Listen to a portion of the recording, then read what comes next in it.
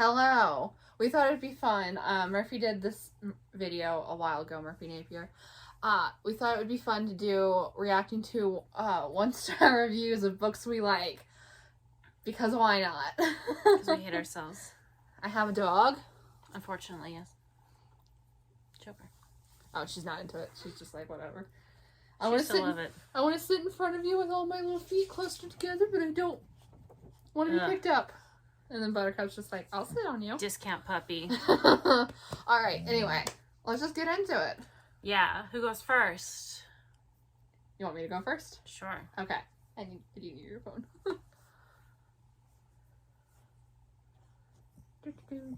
Okay, we're going to start with the Kiss Quotient. I have 3 reviews selected. Cappy's going to do it more organically than I did it. But here are mine. The first one is, I am appalled this was chosen as best romance of the year. And I'm wondering what exactly that says about the reading public. We're all depraved, guys. We like the Kiss Quotient. We're depraved. Deviants. It is not a romance. It is smut. Okay, I've read a lot of smut. This isn't smut. I mean, for a book about a male escort, oh yeah, that was not smutty. I've read a lot of smut. It is erotica. No, it's not. by definition, the 50 Shades of Grey isn't even erotica. Yeah, the erotica community, by definition, considers it to be erotica if sex is what propels the story forward, not if there's just sex in it. Yeah, like, it would shock people to realize that 50 Shades is not, in fact, erotica. No, there's not a lot in there. But anyway, it could have been sweet, but it is distasteful. It could have been clever, but it is clumsy. It could have been funny, but it is awkward, embarrassing, annoying, and tiring. The amount of sex is over the top and completely overwhelms the plot. I didn't get that. Did you? When you read it? I thought there'd be way more sex in it. Yeah. The main characters are one-dimensional, unrealistic, and one more thing. A person on the autism spectrum doesn't just lose their anxieties and routines because the sex is great. Yeah, the author wouldn't know. Being autistic, she probably has no idea what it's like to be autistic, so really nailed it there. Would I recommend this to anyone? Nope. Nope. Nope. No taste. So yeah, I picked the Kiss Quotient because I actually like the 3rd book in that series more, but I thought 3 books in, everyone who disliked the series on principle would have like gone away. So I went with the Kiss Quotient because I knew that there'd be more reviews for it. And try and get the dog. Yeah. And I wasn't wrong. But also, like, I don't know. I find a lot of people who read romance, if there's any sex in it, like more than one scene, they just call it smut. Which, like, again, Tessa Bailey is smut. If she called Tessa Bailey smut, I agree. Yeah. Oh my god, Alright, Buttercup. next up for the Kiss Quotient. I want to give this book a kiss, not even a peck on the cheek. Are you being clever? Sometimes I just need a light and silly book to lift my spirits, but this one was so awkward and plotless that I have no idea why so many Bookstagrammers or Goodreads users kept recommending it. The point is that it was friggin' awkward. Yeah, the awkward comment kept coming up, and it's just like, oh yeah, it's supposed to be awkward. The whole point is that it's awkward. Don't sit on me to look at her. And the last one for the Kiss Quotient that I have is, so the moral of this ending is, if you buy me stuff, it means you love me. That's what my dad thinks. I don't remember that in that book. Like, yeah, did she buy him stuff? Maybe? I I don't remember that. That's really not even the most problematic thing in this book. The whole story is about a girl asking a guy to do sexual things to her because she's really uncomfortable. Paying a guy to do sexual things to her, thank you very much. Basically, they both agree that, and I quote, he'll seduce, and then she puts in parentheses, and fuck, her out of her anxiety, which is not... That's kind of the plot of the book. That's not what's happening, is she's trying to learn how to, like, have sex and date.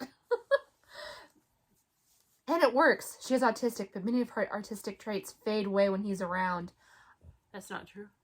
No. I mean, this is an Own Voices book, but so I wanted to believe in the rep, but the fact that the symptoms just go away of a love interest, really? This is an Own Voices book, but I don't like it, so I'm going to invalidate the author's experience being autistic. The strong man knows life and teaches the vulnerable woman how to behave. He knows how to have sex because he's an escort. was teaching her to have sex because that's what she specifically paid him to do.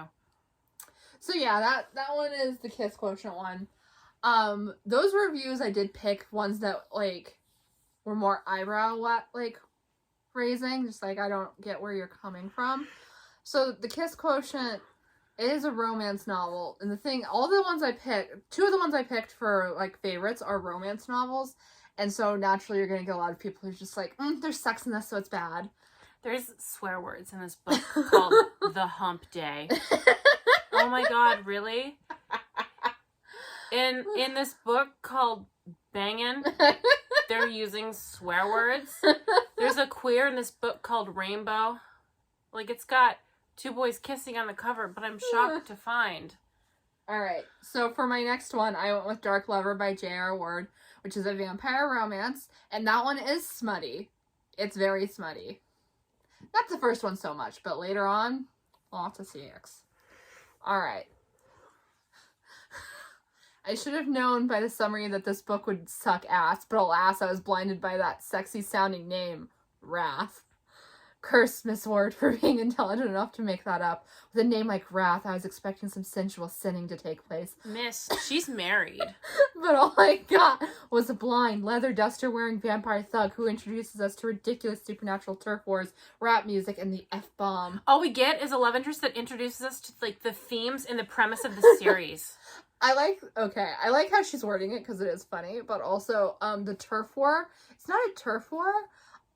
They have an enemy that's trying to wipe their race off the face of the planet, and it has absolutely nothing to do with turf. Just a bit of a genocide here and there. Also, the F-bomb thing is just like, why are you reading books with a character named Wrath if you can't handle the word fuck? You have to assume if the character's name is Wrath, they're gonna be cursing. Anyway, even worse, the supposed world of sensuality began as a cable guy fantasy gone wrong. This book was tragic, tragically stupid. It's a cable guy fan. Is it like a porno thing? Yeah, I guess. Or is it literal? No, is he like literally a cable guy? There's not literally a cable guy. Basically, he goes to... The Jim Carrey film, The Cable Guy? He goes to... Jinx, don't lick the trash can. Don't lick the trash can. Wow, rude of you. She's making stink face. There's not even food in there. Anyway, Wrath goes to her apartment, and when he comes in, like, she gets really turned on, and they just start having sex. Oh. Yeah. Your cat is really... What do you think I threw away, Jinx? Is this a comment on our commentary? I don't appreciate it. Your cat has mental problems. Oh, it's a dog. I also just don't like that she mentioned that he's blind as if that's a deterrent for her wanting to read it. Don't be ableist in your reviews, people. One slap for every silly thing this lady said. Alright, next up for, You done? Next up for Dark Lover by J.R. Ward. Just to give you an idea of how much I dislike this book, I gave 50 Shades of Grey 2 stars earlier this year. Oh, well then. I can't slap your belly all day. I have things to do. I've read most of 50 Shades of Grey, and she just wants belly slaps. She does just want belly slaps. I did not care for 50 Shades. And the last one for Dark Lover. You have got to be kidding me. What author names her main characters the members of the incredibly dark and dangerous Black Dagger Brotherhood of Vampire Warriors? Wrath, Torment, Vicious, Rage, Fury, and Zadist. Which, fair. Honestly, that's a fair one. How come the first one's a name and the rest are just feelings? Wrath is a feeling. Oh, I guess. But it works as a name. Yeah. Look at your dog. And as if that isn't hilarious enough, Ward just doesn't get enough of the superlatives to describe how extremely dangerous her vampires, a bunch of interchangeable Conan the Barbarians, actually are. Oh my god, a Conan the Barbarian reference. Again, fair. Don't date yourself. I know what this series is, and like a lot of the bad reviews are justified. Slap her belly.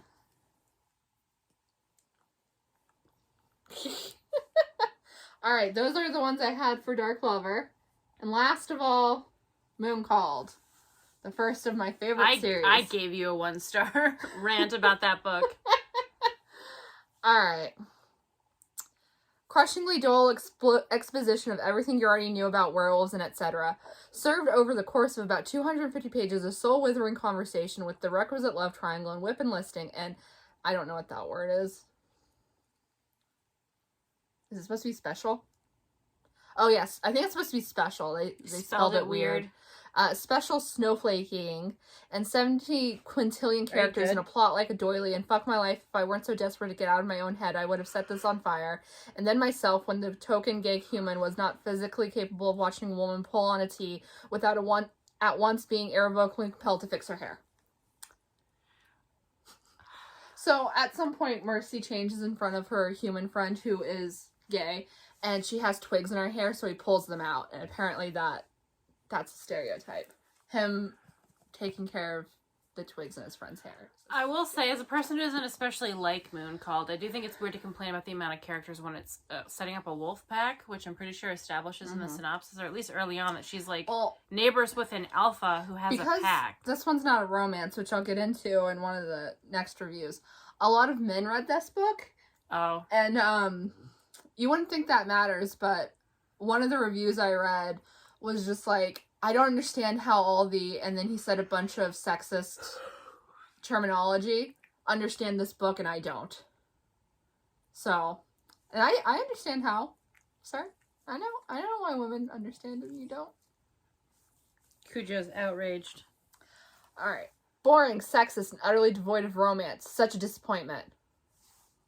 It's not a romance. It wasn't utterly devoid. It's not a romance.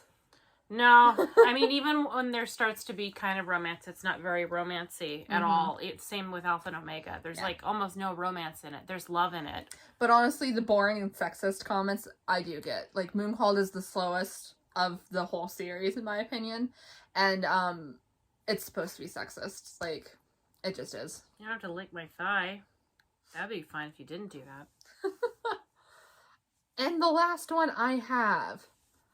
Given that the Mercy Thompson books were always recommended to me as something similar in style to the Dresden Files, I had high hopes. I can disregard their opinion right after they said the Dresden Files. But anyway, I'll continue. I know a lot of people love those books, but why? Explain it to me. Anyway, unfortunately, Mooncalled was a total disappointment compared to the Dresden Files. The dominant submissive theme was as subtle as a jackhammer to the face and about as deep and interesting as the landscape of Kansas.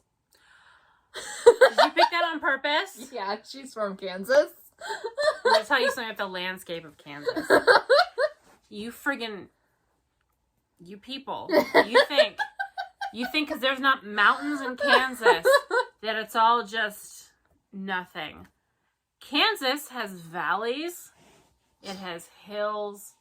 What do you talk? Like, you've obviously never... Anyone who says Kansas is just straight up flat has never been to Kansas. Or, like, there's nothing in Kansas but, like, wheat. It's like, there's also corn. I don't know. Like, people who talk about Kansas obviously have never been to Kansas. The biggest things about Kansas are the fact that people are wildly... Oh, I shouldn't probably say. I feel like most people know. If you're from Kansas and you're watching this, you're one of two things. You either know what I'm talking about, or you are what I'm talking about.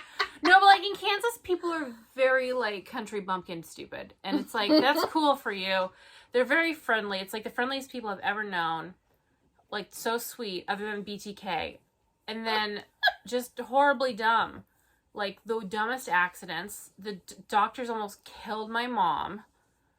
Like, it's so, you can't trust anyone to help you with anything. If you need like a contractor, you're screwed. If you need medical help, you're screwed. If you need to go somewhere in a rainstorm in your car and not die, you're screwed. That's what Kansas is. That and there's a water park. I'm offended. Your turn. So yeah, with my books that I love, I had a hard time picking because I didn't want to pick anything queer because I knew that a lot of the 1 stars was going to be like, there's gay people in this. And, yeah, like one of the only 1 stars for every horror doorway is just complaining that there's a trans character. And then all the comments... He barely even does anything in the book. I know. It's not his book. And all the comments under that review are just like, thank you, now I'm going to go read this book. And I'm just like, huh? Okay. I've chosen the Podex because it's one of my favorite books, and I can't imagine any criticism of this book being valid. So, sexual content should not have been added, period. Very disappointed. I bought this book for my 10-year-old granddaughter. I am disappointed in the sexual So you bought a book that was in an age range not for that child, and then you got mad that there was stuff in that book not for that child. Okay. Also, I was reading Stephen King at like 12. It's fine. Oh my good trash. I said it's Garbo. If I could unread a book, it would be this one. Horrible book with evil acts of hate. Don't buy this book. I DNF'd it. And I'm horrified and so sad that such an evil, horrible, sacrilegious thing to do at a church to the very I feel horrible to have even purchased this on Kindle. I'm sorry, but it's one thing not to believe and to go through difficulty growing up. I can relate so well. But another to spitefully and terroristically desecrate the very body, blood, and soul and divinity by throwing the holy, how do you say that? Oh, the Eucharistic? Okay. Under a pew for mice. Oh my god. She gave it 1 star because she didn't eat the cracker? The only evil can do that. I had a hard mother with a capital M. But I would never disrespect her or the faith, least of all. If you had a hard mother, that's different than an abusive mother, I think. She's just like... What'd you cut yourself off on? She's upset about the cracker. She's like, I had a hard mother, but I would never disrespect her or the faith or the friggin' cracker, and then write about it in a book and make money off of that unthinkable sin, hurting God, Jesus, heaven, and your own mother. Not eating a cracker hurts Jesus. I am so horrified to tears. I have to stop and literally get this evil off my Kindle ASAP. May Jesus have mercy on her soul and mine for reading this horrible act of hate. No excuses are good enough for such a crime. I cannot imagine facing God with something like this, even if you do not believe it was such a horrible thing to do. She cares more about a cracker being disrespected than a 15-year-old getting beaten and having her art destroyed. That was hard. That was really hard. To be like, I would never disrespect my mother. And it's like, you've clearly never been beaten by a parent, have you? Because if you've been beaten by a parent, the idea of like, I would never disrespect them, that doesn't... If that's their opinion, they probably thought the mom was completely justified. In savagely beating her daughter, calling her a whore for, like, having big boobs.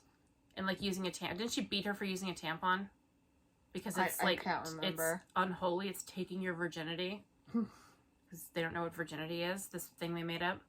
Beware, parents. This book contains graphic sexual depictions. No, it does not. Masturbation and profane language. The word graphic?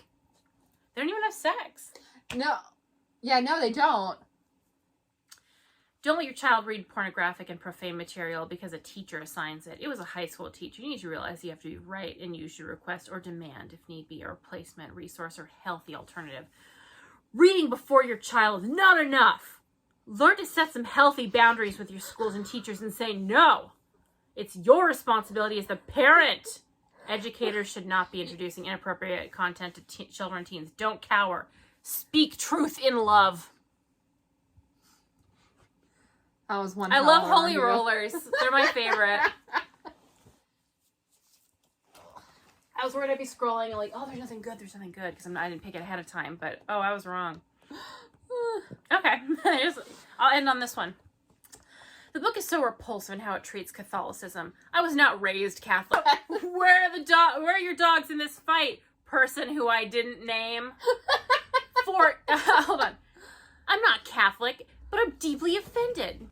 I don't believe in mocking other beliefs in literature. For instance, this book believes in spitting out the communion at church. So why should I put up with this piece of trash? I personally don't find this attack on faith to be taken lightly, especially for the sake of young readers. My advice, if forced to read this, use caution and guard your mind. Someone with a penis wrote this. Guard your mind, as in don't ever read anything that might make you think. Yeah, it's like, oh, I won't take any opinions that don't automatically align to mine, and I will personally be offended on someone else's behalf. Yeah. This one's queer, though, so I'm wondering if it's going to be like, there's a gay character in the Podex. Girls having sex, and I don't like it because that's not what Jesus wants. Jesus wants no, even though that's not in the Bible. We changed it later on to be no homo. Anyway. Waste. I read a review of this book that said it was an excellent summer read. I am halfway through, spelled wrong, and thinking about dumping it. Not very interesting. I guess the fact that the central characters are lesbians and the fictional writer is biracial is enough to make it edgy and interesting for the author. Pure device. Better to read the bio of Elizabeth Taylor if you want to read that's interesting with a multitude of husbands. This book is plain dull. Do not buy. This is propaganda at best. Media spews propaganda on the daily.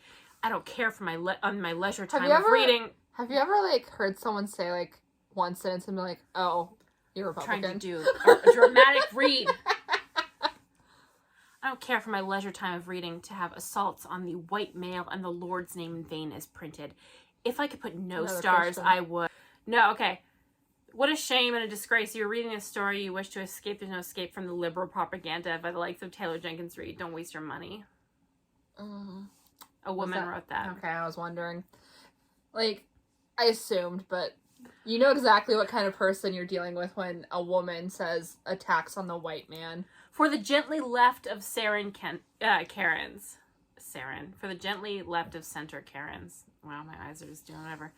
So I don't understand all the rave reviews. It's not even a fun beach read. And who said it's a beach read? Just another gently left of center story with the correct Ivy League opinions where the lesbians are as attractive as in a Penthouse Forum letter and characters are white inside with a beautiful caramel-colored coat and you can see twists coming from M. Night Shyamalan's porch. White inside with a... Okay. It's because Evelyn is... I know why it is, but that is one hell of a thing to put in a review. Why are you admitting to being racist in a public forum? They have no Just shame. He's got a problem with the fact that the lesbians in it are beautiful.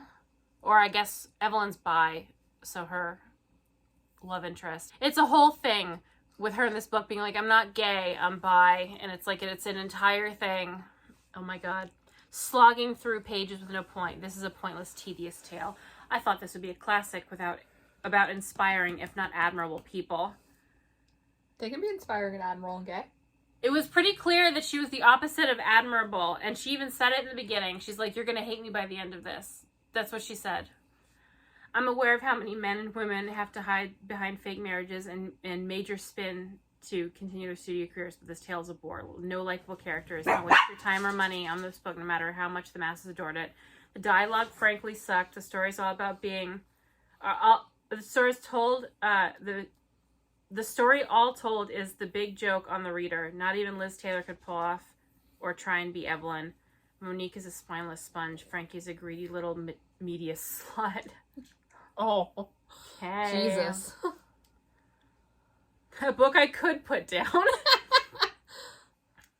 Oh, okay. I'll do this one. I did not know this author in her past work, but based on reviews, I was expecting something different. This is basically a Harlequin romance. Not that there's anything wrong with that, just not what I was expecting. Okay. In what world? Oh, okay. No, I'll end. I'm going to read a couple of these because they're short. I had no idea it was a gay love story. It started out so well, had promise, and lost me around 1/3 in. Disappointed. And the next one, this book is extremely disappointing. It was either written for young readers, albeit sexually knowledgeable ones, or romance readers. It's an adult book. It's very clear. That noise you're gonna hear is the dogs playing. Alright, so we're doing The Last Wish because our other book didn't work. Yeah, okay. Lord help me, this is one of the worst books I've ever read. This review is going places. So I've created a quick bullet point summary for what you can expect. I don't think there will be any spoilers because okay, that's not a bullet point. Outdated fantasy tropes. That's the joke.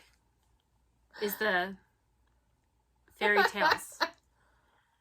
The male gaze and women existing to appease the macho male fantasy. Women clearly there to be controlled, and if they can't, villainy, because men can't have women with power. The fear. Problematic and offensive terms to refer to women who are unable to have children, i.e. handicapped. Bad writing. Fairy tale retellings.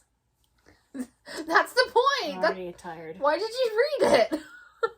I paid for this book, people. Real money? You know what? Okay, I'm gonna go off on a rant. I think it's weird how people think they're entitled to read things for free, even if they dislike them. They think that they shouldn't have to pay for, like, they literally think if I didn't like this book, I shouldn't have to pay for it. And they often think even if they do like it, that they shouldn't have to pay for it. And I don't know why there's so many people who just think they're entitled to read books for free. Like, I see so many teenagers being like, oh, I'll just pirate that book. Like, if they don't like the author and they don't want them to get money, they're like, I'll just pirate it. And it's like, I understand that you think you're doing something here, but you're taking money away from so many more people than the author. But it's not like they care. Mm-hmm. They just want books for free. And they think they're entitled. Like, they don't like Leigh Bardugo because she was mean to the Darkling. So they pirate her book and they're smug about it. And it's like, congratulations, you've taken money out of the pockets of people who aren't rich, like her people doing her cover or her editor. Like, you really didn't do anything there, pirating books. I paid for this book. I spent actual money on it. I regret it. I would love my money back. This has taught me a lesson, one that you wouldn't have thought that I didn't learn before. Don't believe the hype. These books have been around for a long time. There's something I've repeatedly come across on my GR timeline. Goodreads timeline, I assume. Mm-hmm. And naturally everywhere because the Netflix adaptation. I pay like 3 video games. I play 3 video games, none of them in The Witcher, so that has no say in this. No bearing in this review. The adaptation looked good in some of the book reviews. So I followed the hype for it. I read the first 2 books and then had to binge watch. LOL, I'm not reading anymore. I probably will. Can't help myself. What? I watched episode 1 halfway through reading this drivel of a novel to see if it was any better. It would somehow make it more friendly towards the novel. Spoiler alert, it didn't. Just going on. Okay. The author reinforces harmful and problematic ideology surrounding sex, i.e. making the division between women being whores or virgins and neither women winning. Because they're both shamed in one way or the other. So maybe just shut up. Stop making the female characters' sexual histories and futures being based on solely what you need for your male character. Even when the author tries to create his special female characters, that's not like other girls, but stronger and smarter, he still has to focus on her shapely breasts and write about her strictly through the male gaze. I don't remember really any of that. How bad was it in The Last Wish? I mean, it's definitely not unproblematic. I'm sorry, the song that was written in the 80s by an old man has issues. It's definitely not unproblematic. There is a lot of stuff, and I do think that the books are sexist, but I don't remember it being so bad. Like, I mean, Jim Butcher and Stephen King are worse. Okay, here's a quote. Yennefer, also having gained practices, landed him a blow with her elbow, and the sudden move split her dress at the armpit, revealing a shapely breast, and an oyster flew from her torn dress. So, like, you're mad because he said her breast was shapely. The love interest of the series. You're mad that the character is being described in a sexual way, who's the main romantic interest. It's not even, like, grotesque. No. Whereas, like, in the Game of Thrones books, the way he describes women is, like, vile and disgusting. So freaking unnecessary. And they spelled out freaking with every letter separated. Yeah, I'll do a couple more.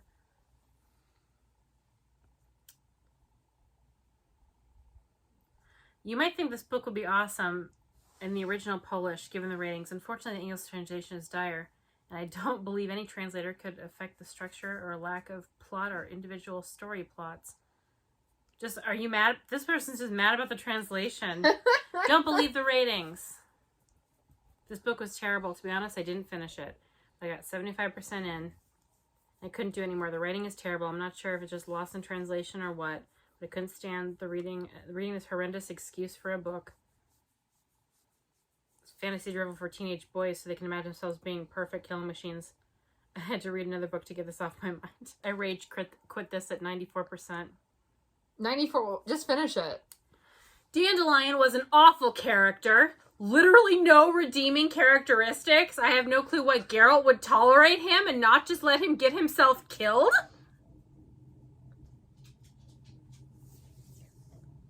I hope you enjoyed this video. If you did, please like, comment, and subscribe. We'll see you in the next one. Goodbye.